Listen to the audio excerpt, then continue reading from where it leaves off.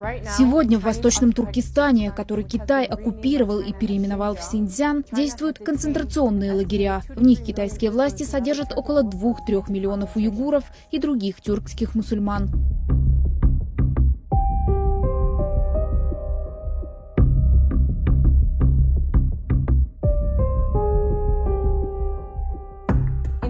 Здесь задержанных принуждают отречься от ислама, стать атеистами и поклясться в верности китайским властям.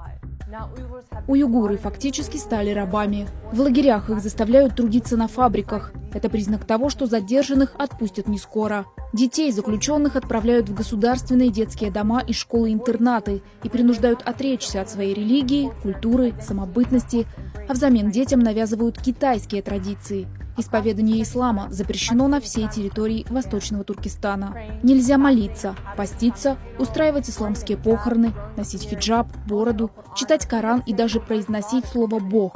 В Восточном Туркестане были разрушены тысячи мечетей, церквей и культурных объектов.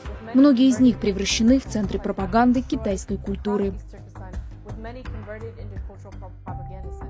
С помощью передовых технологий Китай создал в Восточном Туркестане режим тотального контроля.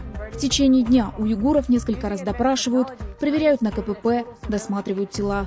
За ними следят камеры с функцией распознания лиц, а в машинах установлены специальные GPS-устройства для слежки. У уйгуров собирают образцы ДНК, голоса, сканируют сетчатку глаза. Частная жизнь уйгуров тоже находится под наблюдением власти. Более миллиона китайских чиновников живут в уйгурских семьях, следят за тем, какую религию они исповедуют, и оценивают их политические взгляды. В Восточном Туркестане невозможно дышать свободно.